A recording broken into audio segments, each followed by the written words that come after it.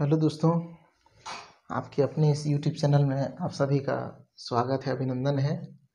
तो आज हम एमएससी के ऑर्गेनिक केमिस्ट्री के सेकंड चैप्टर पे आगे बढ़ते हुए आते हैं। तो उसमें का जो सबसे पहला टर्म है वो है mechanism and stereochemistry of SN1 reaction. ठीक है, तो SN1 रिएक्शन को समझने से पहले आपको कार्बोकेटायन को समझना होगा। कार्बोकेटायन क्या होता है कि सैचुरेटेड कोई कार्बन है, ठीक है, उसमें से अगर हम इसको और डिटेल में समझें तो क्या होता है, कार्बन जो है साझेदारी से करके चार बंध बनाता है। मान के चलो यहाँ क्या होगा, CH3 होगा, CH3, यहाँ CH3, सपोज यहाँ भी क्या होगा, कोई एक इलेक्ट्रॉन अट्रैक्टिंग ग्रुप होगा जो क्या करेगा, ये कार्बन का इलेक्ट्रॉन और ये इस A का इलेक्ट्रॉन या इलेक्ट्रॉन अट्रैक्टिंग ग्रुप का इलेक्ट्रॉन, ठीक है, दोनों इलेक्ट्रॉन को अगर ये लेके कहाँ चला जाता है, बाहर चला जाता है, तब स्थिति क्या होती है, यहाँ पे एक धनावेश आ जाता है। क्यों? क्योंकि कार्बन का इलेक्ट्रॉन को भी क्या कर ले रहा है, ये ले जा रहा है। ठीक है, मतलब ये क्या हो गया, ये अलग हो गया किस रूप में, A- के रूप में। ठीक है, A- के रूप में, तो यहाँ पे क्या आ जाएगा, एक पॉजिटिव चार्ज आ जाएगा। अब इसकी प्रॉपर्टी क्या क्या हो सकती है, इसके पास इलेक्ट्रॉन कितने हैं, बाहरी सेल में 6 इलेक्ट्रॉन है, 1 2 3 4 5 6। ठीक है, धनावेश कितना है, 1 है। ठीक है, धनावेशित कार्बन एक तरह का न्यूक्लियोफाइल अटैक के लिए अवेलेबल हो जाता है। मतलब ये क्या हो जाएगा, खुद एक इलेक्ट्रोफाइल बन जाएगा। मतलब जहाँ इलेक्ट्रॉन की डेंसिटी ज़्यादा होगी वहाँ पे ये क्या करेगा, अटैक करेगा। ठीक है, मतलब ये क्या करेगा, न्यूक्लियोफाइल पे अटैक करेगा। अब ये इसकी जगह पे, ए की जगह पे अब मैं चेंज कर देता हूँ क्या, B-। तो B- क्या करेगा, एक न्यूक्लियोफाइल है। न्यूक्लियोफाइल कौन होते हैं, जिसके पास नेगेटिव कैरेक्टर ज़्यादा होता है या नेगेटिव चार्ज होता है, इलेक्ट्रॉन ज़्यादा होता है, वो क्या करेगा, इसके पास में क्या करता है, अटैक करता है। तो इसका जो कैरेक्टर होता है वो क्या होता है, एक इलेक्ट्रोफाइल की तरह होता है। ये क्या होता है, इलेक्ट्रोफाइल की तरह होता है। ठीक है, खुद क्या होता है, एक इलेक्ट्रोफाइल की तरह होता है। और अगर सबस्ट्रेट देखें तो ये एज एक न्यूक्लियोफिलिक सेंटर बनाता है। ये क्या बनाता है, न्यूक्लियोफिलिक सेंटर। न्यूक्लियोफिलिक सेंटर मतलब क्या, न्यूक्लियस में प्रोटॉन होता है, प्रोटॉन में पॉजिटिव चार्ज होता है, उसी को हम क्या कहते हैं, न्यूक्लियस कहते हैं। ठीक है, प्रोटॉन जहाँ रहता है उसी को न्यूक्लियस कहते हैं। तो अगर पॉजिटिव आयन है, मतलब ये क्या है, एक तरह का न्यूक्लियस में एक्सेप्ट करने वाला, न्यूक्लियस का अट्रैक्शन एक्सेप्ट करने वाला क्या है, सबस्ट्रेट है। ठीक है, जो कि खुद एक क्या है, इलेक्ट्रोफाइल की तरह बिहेव करता है। ये तो हो गया कार्बोकेटाइन की बात। ठीक है, और दूसरा है यहाँ पे, चूंकि हम SN1 रिएक्शन देखने वाले हैं। SN1 रिएक्शन का मतलब क्या होता है, substitution reaction, unimolecular nucleophilic substitution reaction. इसको बैक से पढ़ते हैं। चलो, ये क्या हो जाएगा, एक है मतलब यूनिमोलिक्यूलर न्यूक्लियोफिलिक सब्स्टिट्यूशन रिएक्शन। तो सब्स्टिट्यूशन रिएक्शन का मतलब क्या होता है, न्यूक्लियोफाइल तो हम समझ गए है ना, न्यूक्लियोफाइल क्या होता है, नेगेटिव कैरेक्टर वाला। और न्यूक्लियोफिलिक सेंटर क्या होगा, जहाँ पे पॉजिटिव चार्ज होगा। ठीक है, तो सब्स्टिट्यूशन रिएक्शन क्या होता है, जब एक एटम या आयन, ठीक है, किसी मॉलिक्यूल में अटैक करता है और उसमें खुद क्या होता है, एक रिएक्शन इंटरमीडिएट बनाता है ना। रिएक्शन इंटरमीडिएट बनाने के बाद में क्या हो जाता है, उसका जो दूसरा सबस्ट्रेट था वो क्या हो गया, अलग हो गया। तो इसको हम प्रतिस्थापन अभिक्रिया कहते हैं। प्रतिस्थापन अभिक्रिया, एक क्या किया, खुद जुड़ा और दूसरे को प्रतिस्थापित कर दिया, तो इसको कहते हैं सब्स्टिट्यूशन रिएक्शन। अब हम समझेंगे कि सब्स्टिट्यूशन रिएक्शन में कार्बोकेटायन का क्या रोल है। ठीक है, कार्बोकेटायन बनता है, नहीं बनता है, उसका रोल क्या है। तो हम इसको थोड़ा मिटा देते हैं। ठीक है, नोट कर लीजिए आप, ये सारा चीज़ को जो है नोट कर लीजिए आप। कार्बोकेटायन हम समझ लिए हैं, BSc में पढ़े भी हैं। ठीक है, नेक्स्ट आता है the SN1 mechanism, unimolecular nucleophilic substitution reaction का मैकेनिज्म क्या होता है। तो इसका एक एग्जांपल है hydrolysis of tertiary butyl bromide. ये क्या है, टर्सरी ब्यूटिल ब्रोमाइड है। ठीक है, तो टर्सरी ब्यूटिल ब्रोमाइड जो है, इसका हाइड्रोलिसिस कराते हैं वाटर मॉलिक्यूल के साथ में रिएक्शन कराते हैं तो क्या होता है, ब्रोमीन ब्रोमाइड के रूप में बाहर निकल जाता है, ठीक है, और OH हाइड्रोक्सिल ग्रुप के रूप में यहाँ जुड़ जाता है, ठीक है। इसका जब रेट ऑफ रिएक्शन देखा गया, तो यहाँ पे रेट ऑफ रिएक्शन केवल एक मॉलिक्यूल पे डिपेंड कर रहा था। हाइड्रोक्सिल ग्रुप की उपस्थिति का कोई यहाँ पे रेट ऑफ रिएक्शन पे फर्क नहीं पड़ रहा था, बल्कि फर्क किसका पड़ रहा था, इसका। अगर इसका कॉन्सेंट्रेशन बढ़ा रहे थे तो रिएक्शन बढ़ रहा था, इसका कॉन्सेंट्रेशन घटा रहे थे तो रिएक्शन कम हो रहा था, ठीक है। तो रेट ऑफ रिएक्शन किस पर डिपेंड कर रहा है, केवल टर्सरी ब्यूटिल ब्रोमाइड पे। और ये क्या है, ये के एक रेट कांस्टेंट है, ठीक है। क्योंकि एक मॉलिक्यूल पर डिपेंड कर रहा है तो इसको हम क्या कहेंगे, यूनिमोलिकुलर न्यूक्लियोफिलिक सब्स्टिट्यूशन रिएक्शन, ठीक है। यहाँ तक क्लियर हो गया। अब देखते हैं इसका स्टेप्स कैसा होता है, स्टेप कैसा होता है, कितने स्टेप में, इसका मैकेनिज्म क्या है, ठीक है। तो पहला स्टेप में क्या होता है, फॉर्मेशन ऑफ कार्बोकेटाइन, है ना, फॉर्मेशन ऑफ कार्बोकेटाइन। यहाँ पे हम ले लिए हैं क्या, टर्सरी ब्यूटिल ब्रोमाइड। और टर्सरी ब्यूटिल ब्रोमाइड में क्या होता है कि पहला स्टेप होता है यहाँ पे माइनस ब्रोमाइड जो है बाहर निकलता है, ये sp3 हाइब्रिडाइज्ड कार्बन एटम है, ठीक है। जब ब्रोमीन यहाँ पे ब्रोमाइड के रूप में बाहर निकलेगा तो इसकी स्थिति कुछ इस तरह से होगी, एक अनहाइब्रिड p ऑर्बिटल बचेगा, मतलब यहाँ पे क्या हो जाएगा, हाइब्रिडाइजेशन sp2 हो जाएगा, ठीक है, sp2 हो जाएगा। लाइट चली गई, पिक्चर क्लियर है, कोई बात नहीं, ठीक है। तो यहाँ पे क्या हो जाएगा, sp2 हाइब्रिडाइज कार्बन एटम होगा, इसका संरचना क्या होगा, ट्राइगोनल प्लेनर होगा ये, ठीक है, प्लेनर होगा, ठीक है। अब यहाँ पे क्या होता है कि ये जो स्टेप होता है वो काफ़ी स्लो होता है, ठीक है, काफ़ी स्लो होता है। हमेशा रेट डिटरमाइनिंग स्टेप क्या होगा, स्लो होगा। दूसरा स्टेप को भी समझ लेते हैं, हाइड्रोलाइज्ड स्टेप। मतलब यहाँ पे क्या होता है, हाइड्रोलिसिस होता है। अब हाइड्रोलिसिस दो तरीके से होगा, या तो यहाँ पे OH आके जुड़े, या तो यहाँ पे OH आके जुड़े। अगर यहाँ पे OH आके जुड़ता है तो प्रोडक्ट हमको ये मिलता है, अगर यहाँ OH आके जुड़ता है तो प्रोडक्ट हमको ये मिलता है। मतलब दो तरह के प्रोडक्ट मिलेंगे। अगर हम यहाँ पे CH3 के जगह पे अलग अलग क्या बोलते हैं ग्रुप रख देते तो हमको क्या मिलता, रेसिमिक मिक्सचर मिलता, ठीक है। तो यहाँ पे ये जो स्टेप है फास्ट होता है। तो रेट डिटरमाइन कैसे करते हैं, देखो स्लो स्टेप स्लोली हो रहा है, फास्ट स्टेप मान के चलो ये क्या हो रहा है, मान के चलो सपोज समझने के लिए 1 घंटा में हो रहा है और ये 5 मिनट में हो रहा है। इतना टाइम नहीं लगता रिएक्शन के लिए, लेकिन क्या है मान के चलो ये 1 घंटा में हो रहा है तो 5 मिनट तो इसी के अंदर में आ जा रहा है, ठीक है। तो रेट रिएक्शन का रेट क्या होगा, 1 घंटा ही होगा। 1 घंटा को ही हम क्या मानेंगे, रिएक्शन का टोटल टाइम मानेंगे एक रिएक्शन का, क्योंकि 5 मिनट तो इसी के अंदर में ही समाहित हो जाता है, ठीक है। तो ये केवल समझने के लिए है, कोई भी रिएक्शन 1 घंटा में नहीं होता है ना, 1 घंटा टाइम नहीं लगता उसके लिए, केवल मैं समझने के लिए बता रहा हूँ। आप रेट ऑफ रिएक्शन के बारे में भी पढ़े होंगे 12th में, BSc में, ठीक है। तो ये हो गया।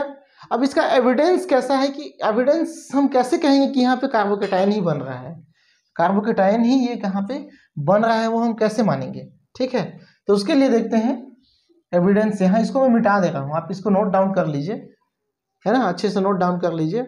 इसको मैं मिटा देता हूँ क्योंकि काफ़ी कुछ हमको आगे देखना है। ये तो था इसका मैकेनिज्म, है ना, ये क्या था, इसका मैकेनिज्म था। आगे देखते हैं एविडेंस फॉर्मेशन ऑफ कार्बोकेटाइन। यहाँ पे क्या होता है कि हम ले लेते हैं बेंजोहाइड्रिल क्लोराइड ले लेते हैं। इसका रिएक्शन कराते हैं किससे, टेट्रामेथिल अमोनियम फ्लोराइड। मतलब टेट्रामेथिल अमोनियम फ्लोराइड कुछ इस तरह का होता है, यहाँ पे पॉजिटिव चार्ज होगा, ठीक है, ठीक है। ये यहाँ पे क्या हो जाएगा, नेगेटिव, इसको डिवाइड कर देंगे तो सीधा एक फ्लोराइड डोनर की तरह कार्य करता है। टेट्रामेथिल अमोनियम फ्लोराइड क्या करता है, एक फ्लोराइड डोनर की तरह काम करता है, ठीक है।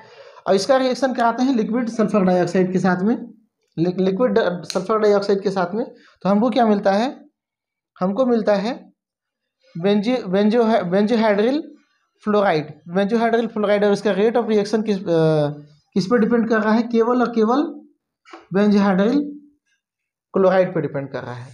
तो यहाँ कंडीशन क्या क्या होता है कि जब हम पहला कंडीशन है बेंजोहाइड्रिल क्लोराइड का कॉन्सेंट्रेशन बढ़ा देते हैं, ठीक है, तो रेट ऑफ रिएक्शन क्या हो जाता है, बढ़ जाता है, बढ़ जाता है, ठीक है। दूसरा कंडीशन हम क्या बढ़ाते हैं, टेट्रामेथिल अमोनियम फ्लोराइड का, है ना, TAF लिख दे रहा हूं मैं इसको, टेट्रामेथिल अमोनियम फ्लोराइड, इसका कॉन्सेंट्रेशन जब बढ़ाते हैं तो रेट जो है कांस्टेंट रहता है, मतलब बढ़ता नहीं है। मतलब यहाँ पे साफ स्पष्ट हो जा रहा है कि इसका कॉन्सेंट्रेशन पर कोई डिपेंड नहीं है ये रिएक्शन, ठीक है। इसका कॉन्सेंट्रेशन को हम चेंज कर रहे हैं तो रिएक्शन का रेट में कोई फर्क नहीं पड़ रहा है, ठीक है। जबकि इसका कॉन्सेंट्रेशन को चेंज कर रहे हैं तो रिएक्शन का रेट या तो बढ़ा रहा है तो बढ़ रहा है, घटा रहे हैं तो घट रहा है, ठीक है। तो रेट ऑफ रिएक्शन किस पर डिपेंड कर रहा है, ओनली इस पे, इसका कोई प्रभाव नहीं पड़ रहा है, ठीक है। तो ये कुछ इस तरह का होता है।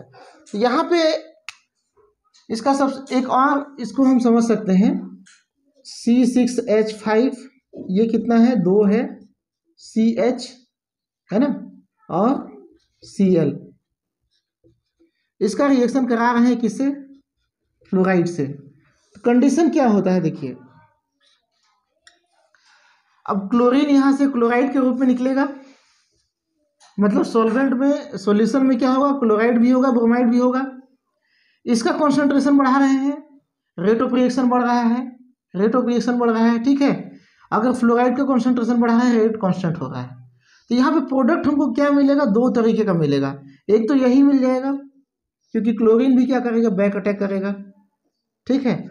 एक क्या मिलेगा आपको, C6H5 2CHCl ही मिलेगा क्योंकि ये भी क्या करता है, न्यूक्लियोफाइल है, वो भी अटैक करता है। दूसरा क्या मिलेगा, C6H5 2CH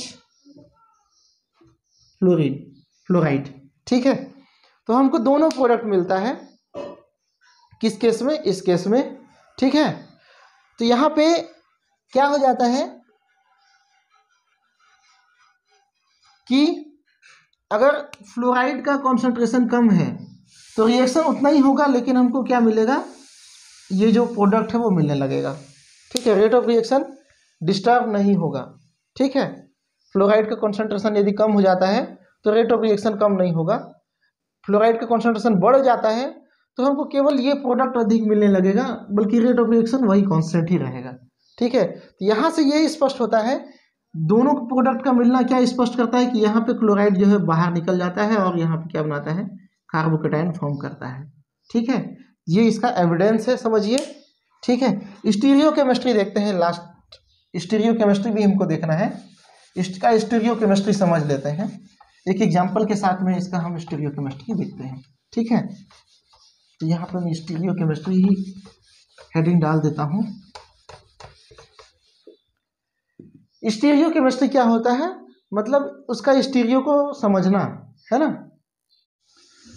तो यहाँ पे स्टीरियो केमिस्ट्री को समझने के लिए हम एक एग्जांपल लेते हैं, C6H5HCH3। हम यहाँ पे क्या किए, तीनों जो ग्रुप था उसको अलग अलग कर दिए, ठीक है। ये एक ऑप्टिकल एक्टिव आइसोमर बन गया, कीरोल सेंटर बन गया, है ना। कार्बन से चारों जो ग्रुप जुड़े होते हैं वो क्या होते हैं, अलग अलग होते हैं, तो उस कार्बन को हम क्या कहते हैं, कीरोल कार्बन एटम कहते हैं, ठीक है। चलिए यहाँ पे देख लेते हैं, ये जो रिएक्शन होता है यहाँ पे पहला स्टेप, इसकी हम हाइड्रोलिसिस कराते हैं, ठीक है। इसकी क्या कराते हैं, हाइड्रोलिसिस कराते हैं। रेट डिटरमाइनिंग स्टेप क्या होगा, यही होगा, कार्बोकेटाइन का फॉर्मेशन। तो यहाँ पे क्या होता है, कार्बोकेटाइन बनता है कब, जब ब्रोमीन जो है ब्रोमाइड के रूप में क्या हो जाता है, अलग हो जाता है, ठीक है, ब्रोमाइड के रूप में अलग हो जाता है। तब स्थिति क्या होती है, यहाँ पे क्या था, ये sp3 हाइब्रिडाइज कार्बन एटम था, है ना, सैचुरेटेड कार्बन एटम था। अब यहाँ पे क्या है, ये क्या हो गया, एक ब्रोमीन को ब्रोमाइड के अलग होने के कारण यहाँ पे क्या हो जाएगा, हाइब्रिडाइजेशन कम हो गया, sp2 हो गया, s कैरेक्टर बढ़ गया, ठीक है। s कैरेक्टर बढ़ गया मतलब क्या हो गया, यहाँ पे देखिए, यहाँ पे s कैरेक्टर कितना था, 25%, p कैरेक्टर कितना था, 75%, ठीक है। यहाँ पे s कैरेक्टर कितना है, 33%, और p कैरेक्टर कितना है, ये है 66%। यहाँ पे s कैरेक्टर बढ़ता है तो एज अ न्यूक्लियोफिलिक सेंटर कार्य करता है, ठीक है। ये भी आप कह सकते हो कि अगर कहीं पे किसी किसी पॉइंट पे एस का कैरेक्टर, किसी हाइब्रिडाइजेशन में एस कैरेक्टर ज़्यादा हो तो वो क्या होता है, एज ए न्यूक्लियोफिलिक सेंटर काम करता है, मतलब यहाँ पे न्यूक्लियोफाइल आके अटैक कर सकता है। ठीक है, तो यहाँ पे स्थिति क्या हो गई, एक पी अनहाइब्रिडाइज्ड ऑर्बिटल हमको मिल रहा है यहाँ पे। अगर यहाँ हाइड्रोलिसिस की बात करें तो यहाँ पे भी जुड़ सकता है ए पोजीशन में, यहाँ पे भी जुड़ सकता है बी पोजीशन में। अगर सपोज ए पोजीशन में जुड़ता है, ए पोजीशन में जुड़ता है तो हमको प्रोडक्ट क्या मिलता है, इन्वर्जन। मतलब यहाँ पे आके जुड़ा, सारे के सारे ग्रुप कहाँ आ गए, ये हो गए। देखो ये चीज क्लियर होना चाहिए, ये जो है प्लेन के नीचे है, ये क्या है, अबव द प्लेन है, और ये क्या है, प्लेन में है। इसलिए मैं इसको वेज दिखाया हूँ, इसको डैश दिखाया हूँ, इसको सॉलिड दिखाया हूँ। ठीक है, सेम कंडीशन यहाँ भी है, ये क्या है, सॉलिड है, ये वेज है, और ये क्या है, डैश डैश डैश मतलब पीछे है। इसका स्ट्रक्चर कुछ इस तरह का है, इसका स्ट्रक्चर कुछ इस तरह से है। ठीक है, इस तरह से ये हो गया C6H5, ये हो गया हाइड्रोजन, और ये हो गया CH3। अगर उसके बाद में यहाँ पे क्या हो गया, ये स्थिति कुछ इस तरह की हो गई, पी अनहाइब्रिड ऑर्बिटल। यहाँ पे एक चीज और गौर करने वाली बात है, sp3 क्या हो जाएगा, ये प्लेनर हो जाएगा। ठीक है, ये प्लेनर हो जाएगा, लेकिन प्लेनर को दिखाता तो मैं ऑर्बिटल कैसे दिखाता, ये प्लेनर है तो मैं क्या कर दिया, इसको CH3 वाले को पीछे कर दिया और हाइड्रोजन को सामने कर दिया और उसको नीचे कर दिया। ठीक है, कुछ इस तरह से। अब अनहाइब्रिड पी ऑर्बिटल कहाँ है, यहाँ है और यहाँ है। क्लियर है, ये स्ट्रक्चर क्या है, प्लेनर है। ऐसा मत समझना कि ये सामने है वो पीछे है, प्लेन नहीं होगा। ये क्या था, प्लेनर नहीं था, ये क्या था, कुछ इस तरह का था, और यहाँ पे ब्रोमीन जुड़ा हुआ था। ठीक है, पर ये क्या है, प्लेनर है, ऐसा है प्लेन। sp2 क्या होता है, प्लेनर मॉलिक्यूल होता है, लेकिन हमने इसको क्या दिखाया है, ऐसे। CH3 वाला ये है, C6H5 वाला ये है, CH3 ये है, हाइड्रोजन ये है, यहाँ पे P लोग है। ठीक है, अब कंडीशन क्या होगा, या तो यहाँ से अटैक करेगा या तो यहाँ से अटैक करेगा। अगर यहाँ से अटैक करेगा तो क्या हो जाएगा, ये वाला इधर मुड़ जाएगा इस तरह से। ठीक है, हाइड्रोजन अब भी क्या है, सामने है, C6H5 अब भी पीछे है, और CH3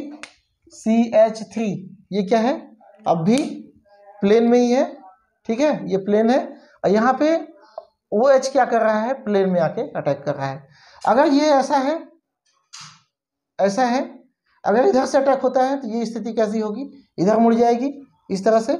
ठीक है, ये स्ट्रक्चर ऐसा है, हाइड्रोजन हो गया, C6H5 CH3, और यहाँ पे क्या आएगा, OH आएगा। तो ये क्या होगा, अगर इस कंडीशन में जुड़ता है, इसी कंडीशन में क्या था, ब्रोमीन था, तो ये जो इसका स्ट्रक्चर होगा वो रिमेन्स रिटेंशन, मतलब जैसे का तैसे हो जाएगा।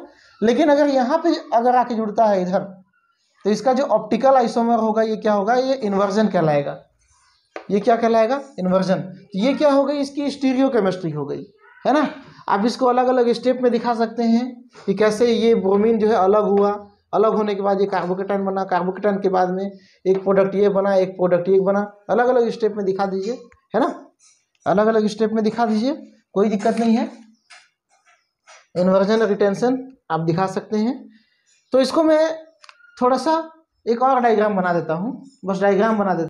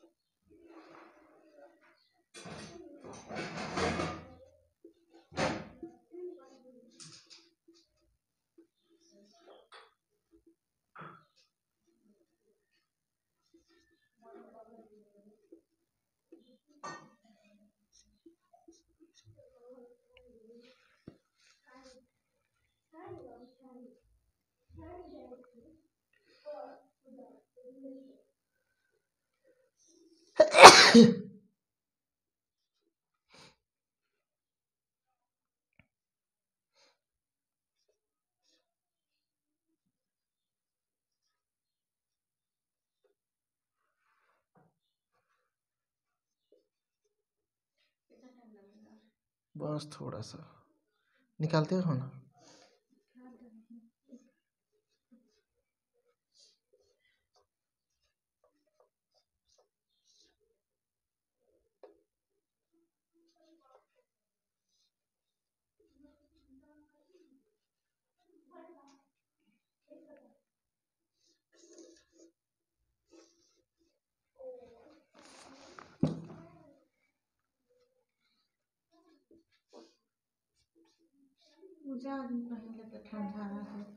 नहीं लग रहा है।